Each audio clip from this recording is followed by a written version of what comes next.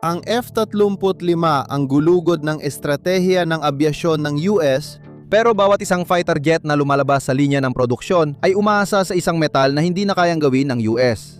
Ang tanging superpower sa mundo ay lubos na umaasa sa dayuhang supply chain na pinangungunahan ng China, isang bansang posibleng makalaban natin sa digmaan.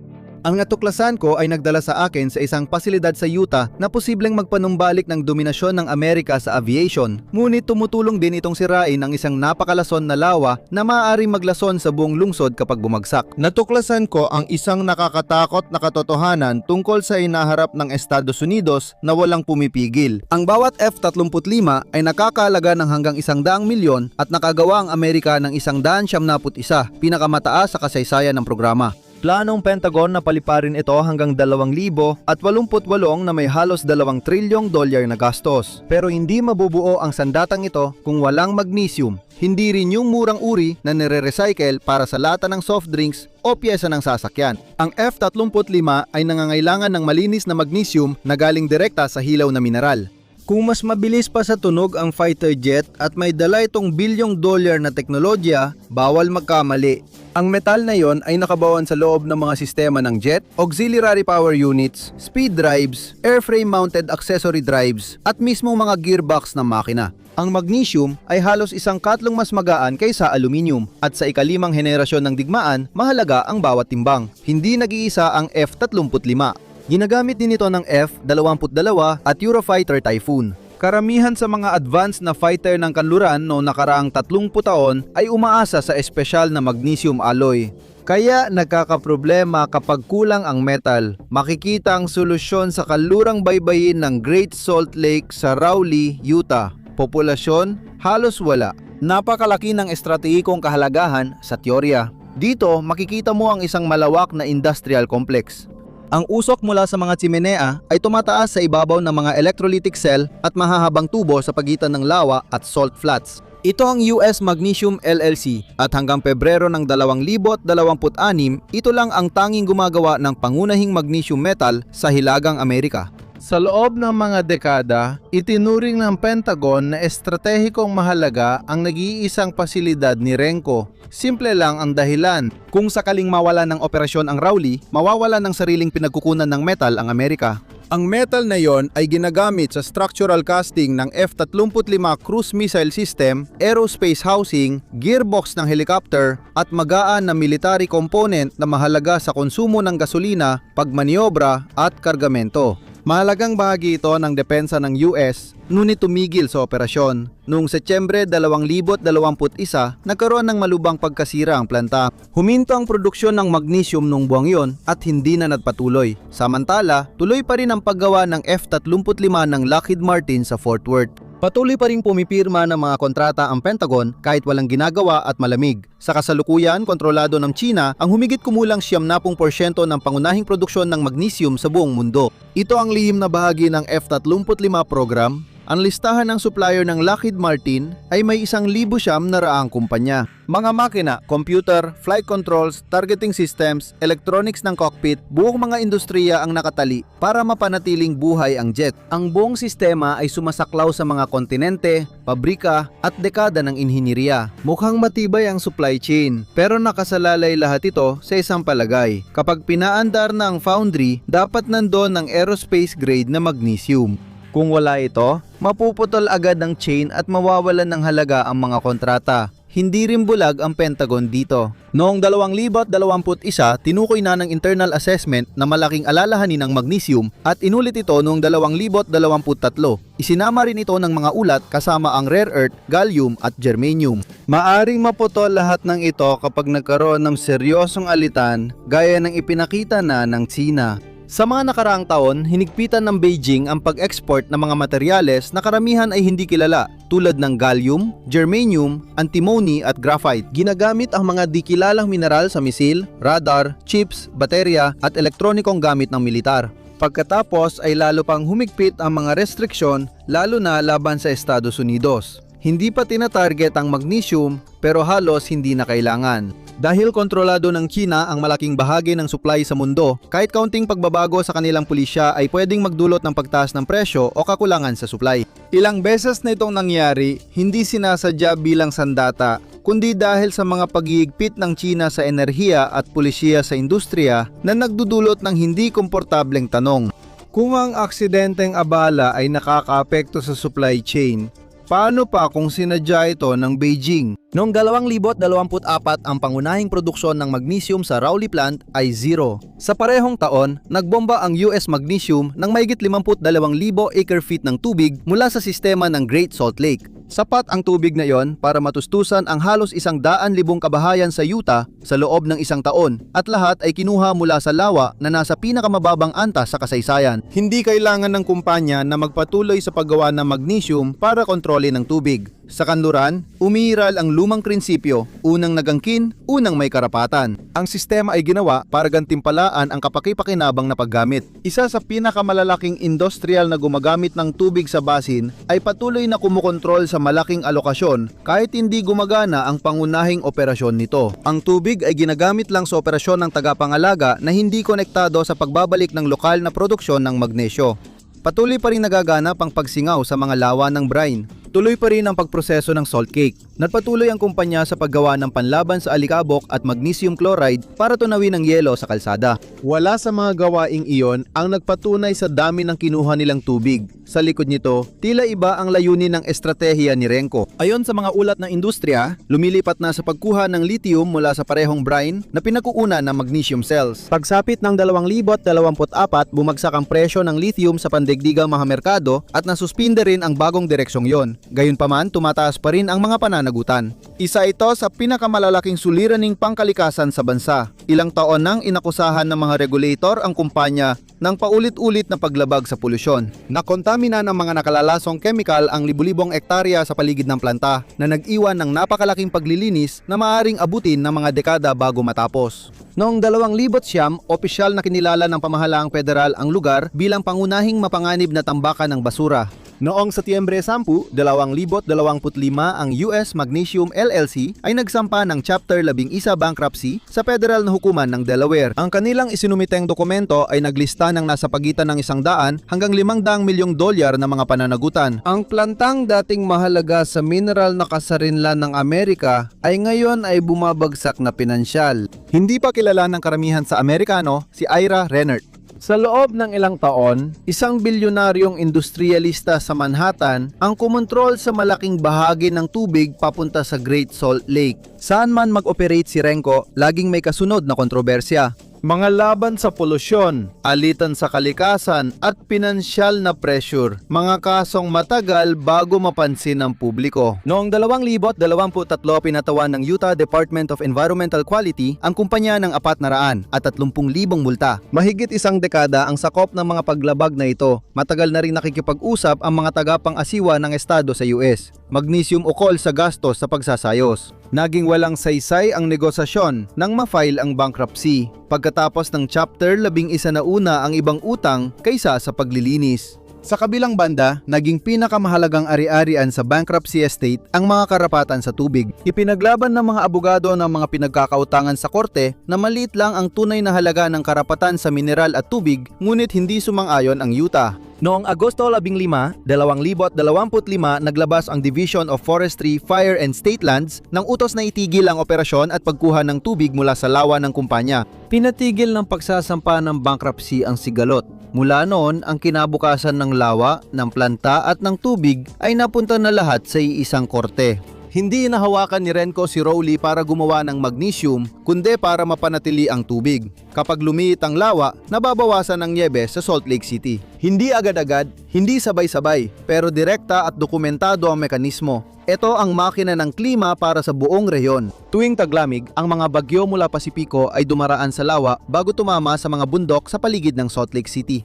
Habang dumadaan ang malamig na hangin sa mainit na tubig, sumisipsip ito ng halumigmig at nagdadala ng nyebe sa Wasatch Range na nagsusuplay ng tubig sa reyon. Pinupuno nito ang imbaka ng tubig, pinapakain ng bukirin, nagsusuplay sa lungsod at pinananatiling buhay ang hilagang Utah tuwing tag-init. Kapag patuloy na lumiit ang lawa, masisira ang sistema. Mas maliit ang lawa, mas kukunti ang nyebe at tubig. At sa kanlurang Amerika, kapag nagsimulang mawala ang tubig, lahat ay nauuwi sa away. Noong unang 2023, naranasan ng Utah ang pinakamakapal na nyebe sa makabagong panahon. Inaasahan ng lahat na ang natunaw na tubig ay dadaloy sa mga lokal na ilog at tatama sa Great Salt Lake. Dapat sana ay aangat ang lawa mula sa antas ng krisis, pero hindi iyon nangyari.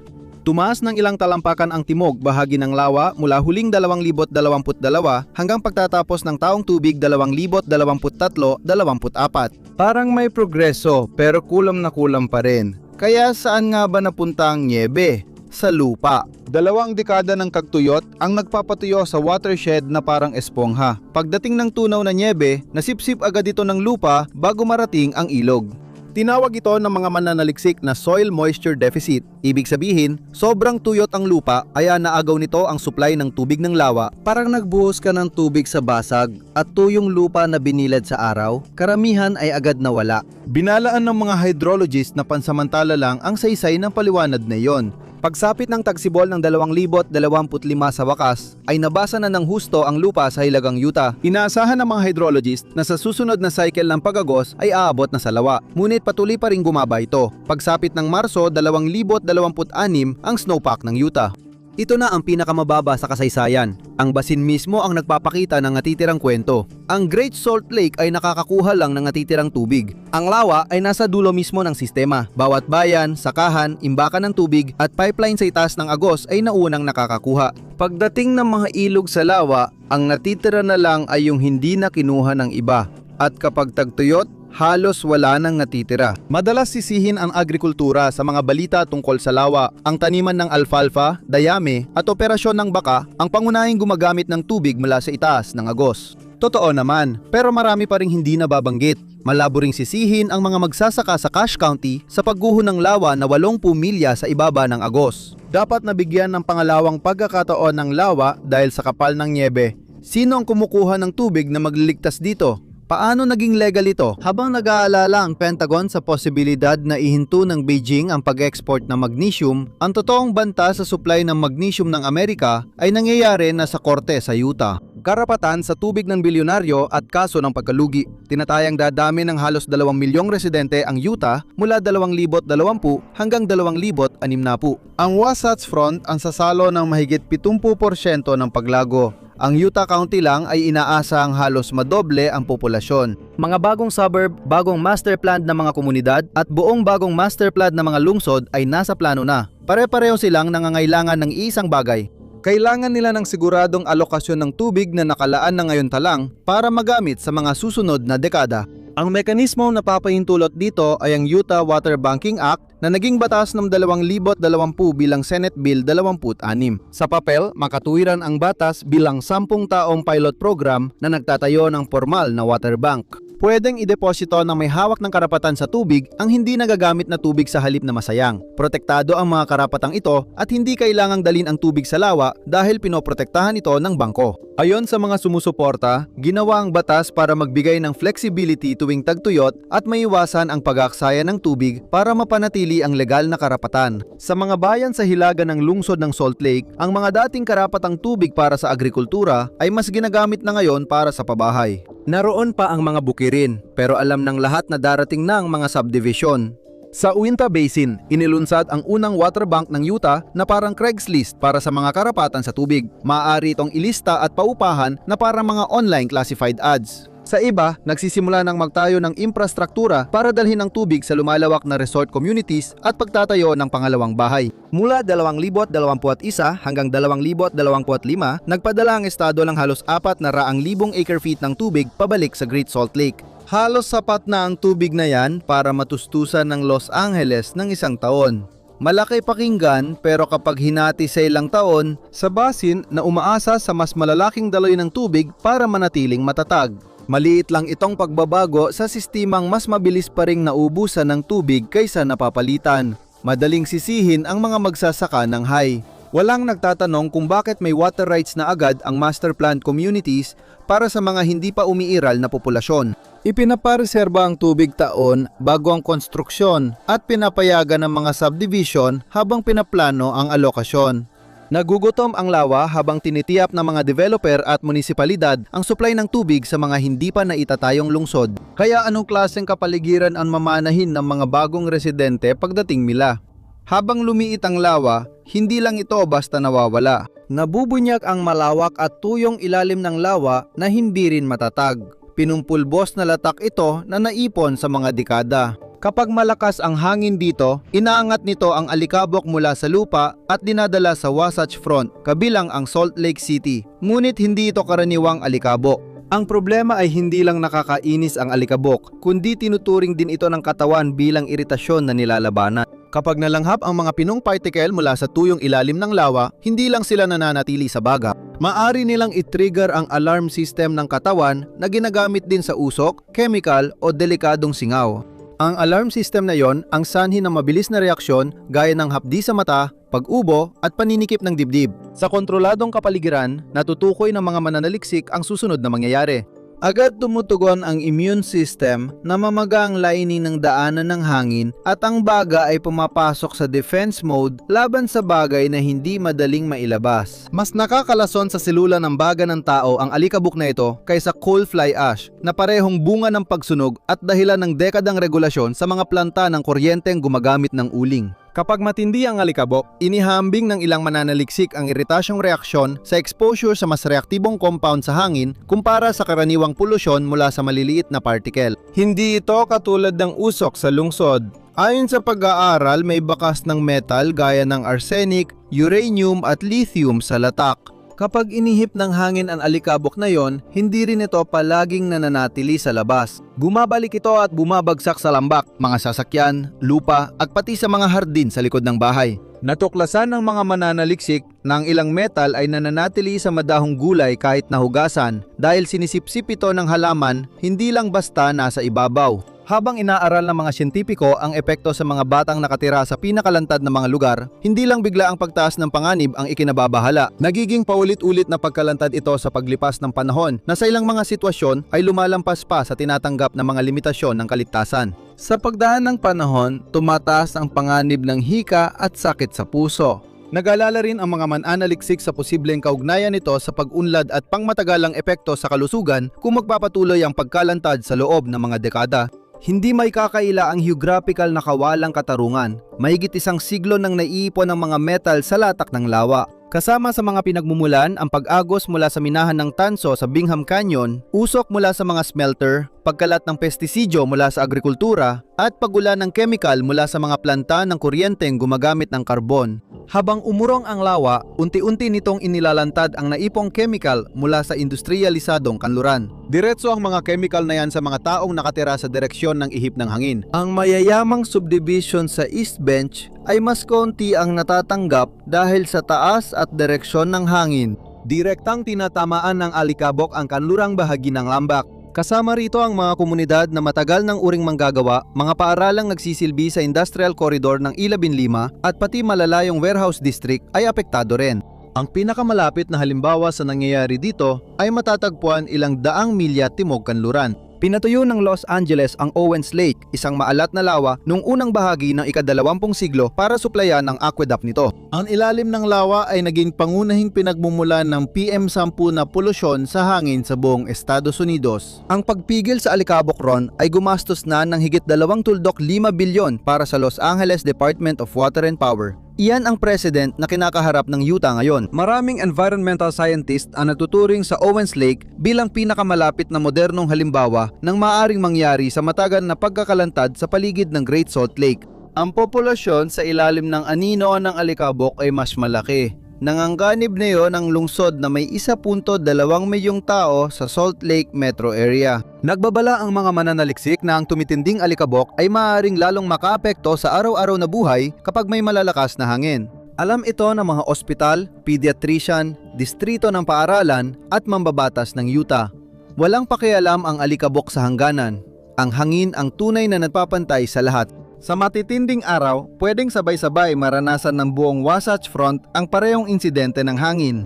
Kung ang paghinga ng hangin sa lungsod ay nagiging medical na issue at ang lason ay pumapasok sa food chain hanggang sa mga tahanang mukhang ligtas, hindi na ito problema lang ng Utah, nagiging pandaigdigan na ito. Sa Great Salt Lake, may nilalang na tinatawag na Artemia franciscana o brine shrimp na pangunahing pagkain ng karamihan sa komersyal na inaalaga ang isda at hipon sa buong mundo. Ang lawa na yon ay ang Great Salt Lake. Ang mismong cyst ay halos hindi masira.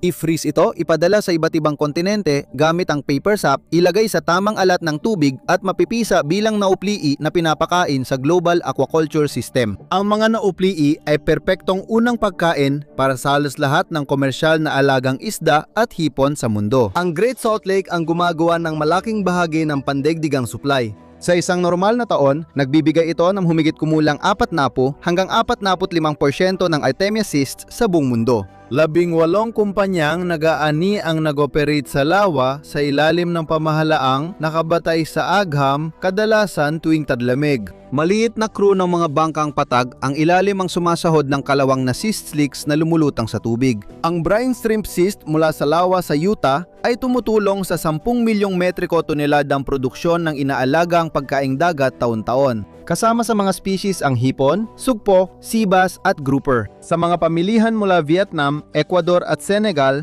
ang aquaculture ay nagbibigay na ng halos kalahati ng pagkaing dagat na kinakain ng tao. Mas malaking bahagi ang napupunta sa mga bansang bagsak na ang likas na pangingisda. Ang alat ng lawa ang dahilan kaya posible ang hipon dito. Kapag sobrang sariwa ang tubig, nababawasan ang brine shrimp. Kapag sobrang alat ng tubig, namamatay ang mga algae na pagkain ng hipon kaya bumababa rin ang populasyon. Isang krisis noong 2022 ang lumitaw nang umabot sa pinakamababang antas ng tubig ang lawa. Halos naubos nito ang buong populasyon. Lumiliit ang industriya at ito na lang ang paraan para mabuhay habang bumababa ang antas ng lawa. Ang mga mananaliksik sa Iran, Vietnam, Thailand at Uzbekistan ay nagmamadaling palakihin ang produksyon ng brine shrimp sa mga pond. Layunin nilang mapunan ang panganib. Wala pa sa mga programang yon ang kayang palitan ang naibibigay ng Great Salt Lake. Kung tuloy-tuloy bumaba ang lawa at tumaas ang alat, mawawala rin ang populasyon ng Artemia gaya ng lawa. Direktang naapektuhan ng supply shock ang mga operasyon ng hatchery sa buong mundo. Ang mga pamilihan ng pagkaing dagat para sa mga mamimiling mababa ang kita ang malamang na unang makaramdam ng presyon dahil sa pagtaas ng presyo at kawalang tiyak sa supply. Lalong delikado dahil ginagamit ng milyong migratoryong ibon ang lawa, tinatayang 10 milyon ang dumadaan sa Great Salt Lake taon-taon. Kinakatawan nila ang mahigit 250 uri ng ibon na dumadaan sa Pacific at Central Flyways at lahat ay kumakain ng Artemia. Kung walang hipon, napipilitan ang mga ibon na maghanap ng pagkain kahit saan, kadalasan daan-daang milyo sa kanilang orihinal na ruta.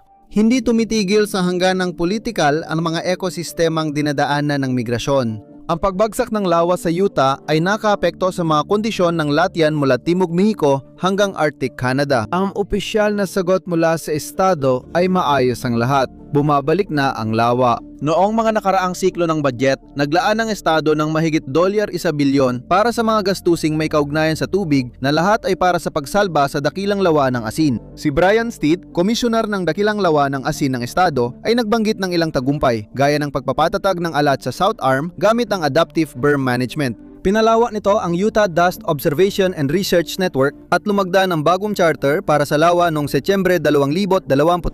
Sa papel, mukhang pag-unlad ito. Sa papel, pero iba sa totoong buhay. Malaking bahagi ng paggasta sa pagbangon ng lawa ay aktwal na para sa pag-optimize ng infrastruktura ng tubig. Kasama sa listahan ang mga bagong tubo, planta ng paggamot, imbakan, upgrade sa kausayan at sistema ng paghahatid. Bawat proyekto ay ibinebenta bilang konserbasyon. Sa technical na pananaw, bawat natipid sa mas maayos na paghahatid ay maaring mapunta sa lawa. Ayon sa mga kritiko, mas mahalaga kung saan gagamitin ang natipid na tubig kapag lumaki ang pangangailangan sa ibang bahagi ng sistema.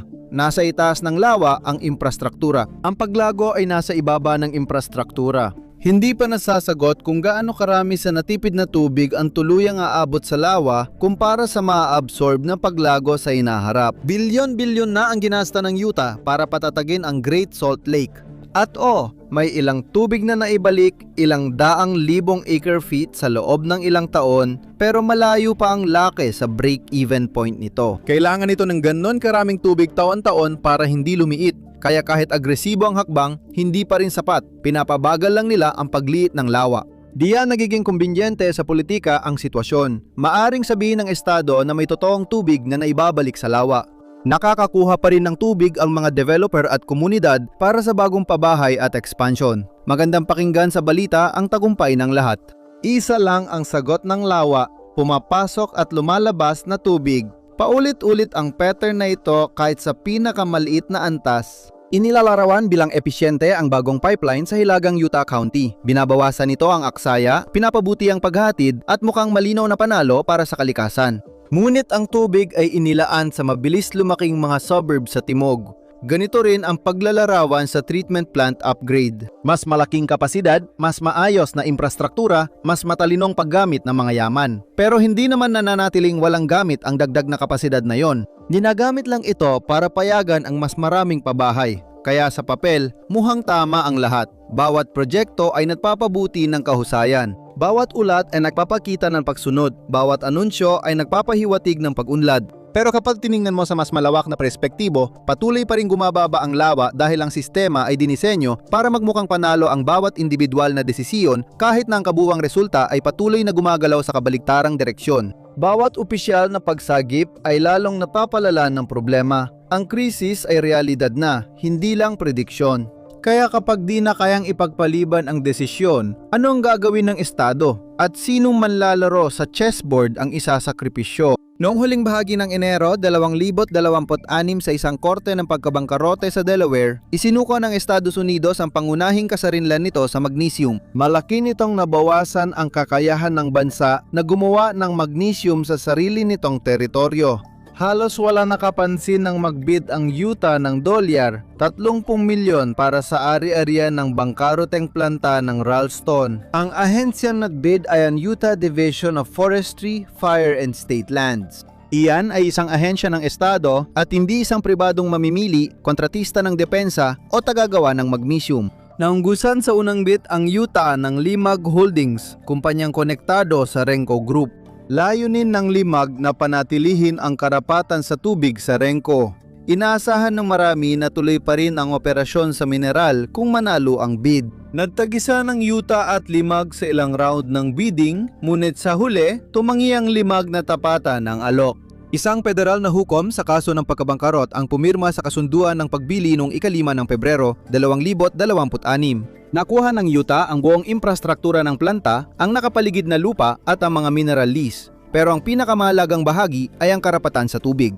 Ang mahalaga ay ang huling bahagi. Tinawag ni Gobernador Spencer Cox itong makatuwirang pamumuhunan para sa kinabukasan ng Utah.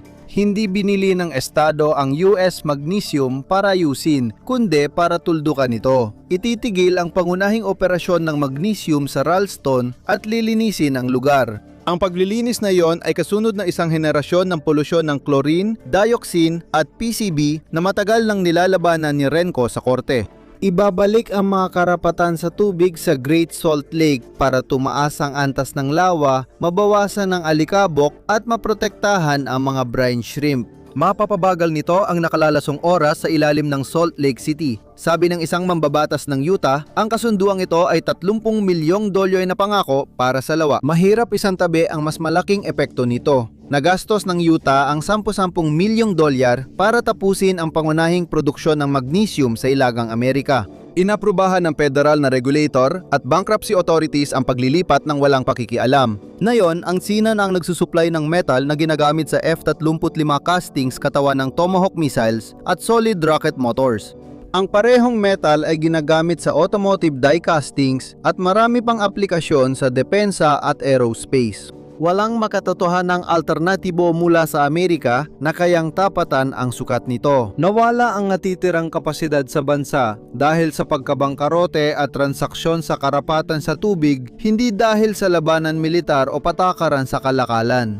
Kapalit nito ay ang pagpapanatili ng malinis na hangin sa lungsod at buhay na lawa. Ngayon, may dalawang hindi kanais-nais na opsyon ang Defense Logistics Agency. Mag-imbak ng sapat na imported na magnesium para sa posibleng paghigpit ng export ng China sa hinaharap.